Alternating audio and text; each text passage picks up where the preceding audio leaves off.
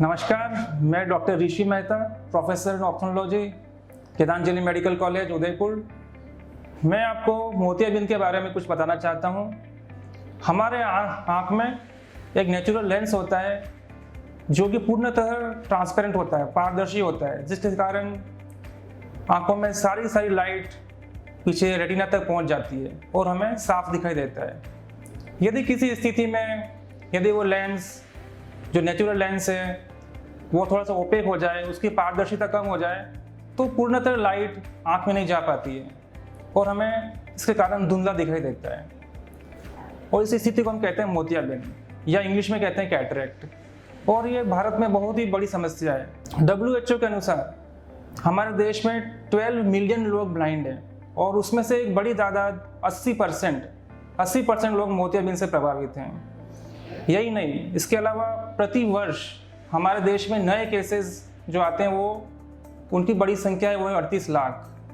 तो इतनी बड़ी संख्या में हमारे देश में लोग मोतियाबिंद से प्रभावित हैं। मोतियाबिंद के जो लक्षण होते हैं वो हैं हमारी नज़र कमज़ोर होना, आँखों में धुंधलापन आ जाना और चश्मे के नंबर में बार बार बदलाव होना। कई बार तो ऐसा भी देखा गया है कि चश्मे के नंबर में बदलाव होते हैं, नए चश्मे पहनते हैं, फिर भी हमारी रोशनी पूर्ण नहीं आती है। तो ये भी एक मोतियाबिंद का बहुत बड़ा लक्षण है। मोतियाबिंद का कारण क्या है? इसका एक बहुत बड़ा कारण है अपनी उम्र का बढ़ना। बढ़ती उम्र के कारण अपनी आंखों में मोतियाबिंद बनता है और हमारी नज़रें धुंधली होती जाती है। इसके अलावा जो प्रमुख कारण है वो है डायबिटीज़। डायबिटीज़ के कारण मोतियाबिंद बड़ी तेज़ी से बनता है और कम उम्र में भी बनता है। और जो दूसरे कारण है वो है स्मोकिंग। स्मोकिंग को भी बहुत बड़ा रिस्क फैक्टर माना गया है। और इसके अलावा जो कारण है जैसे कि कई बच्चों में भी मोतियाबिंद होता है, उसको हम कहते हैं कंजेनाइटल। और कई तरह के मेटाबॉलिक डिसऑर्डर्स हैं, उसमें भी मोतियाबिंद होता है। और एक और प्रमुख कारण है वो है चोट लगना, हेड इंजरी होना या आई ट्रॉमा होना, आंखों में चोट लग जाए तो उससे भी मोतियाबिंद बन जाता है। तो जब भी अपने को लगे कि अपनी नज़र कमज़ोर हो रही है, अपनी आंखों में धुंधलापन आ रहा है या चश्मे के नंबर में बार बार बदलाव हो रहा है, तो अपने को एक आई स्पेशलिस्ट या नेत्र रोग विशेषज्ञ से अपने को परामर्श ले लेना चाहिए। और जितना जल्दी हम परामर्श लेते हैं उतना अच्छा रिजल्ट आता है। आजकल मोतियाबिंद की जो ऑपरेशन की तकनीक है वो बहुत आधुनिक पद्धति है, उसे कहते हैं फेको इमल्सिफिकेशन। पहले की तरह मोतियाबिंद में बहुत बड़ा चीरा लगाया जाता था, उससे रोशनी थोड़ी सी कम आती थी।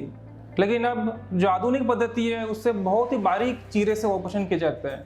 यही नहीं, इस बारीक चीरे में से ही हम फोल्डेबल लेंस आँख में लगा सकते हैं।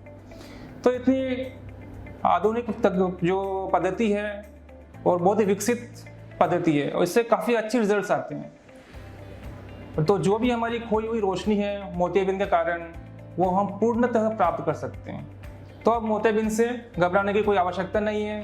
जैसे ही हमें मालूम पड़े कि हाँ मोतियाबिंद लक्षण है, जो कम दिख रहा है, धुंधलापन आ रहा है, चश्मे के नंबर में बार बार बदलाव हो रहा है, तो हम तुरंत हमें नेत्र रोग विशेषज्ञ से परामर्श लेना चाहिए। धन्यवाद।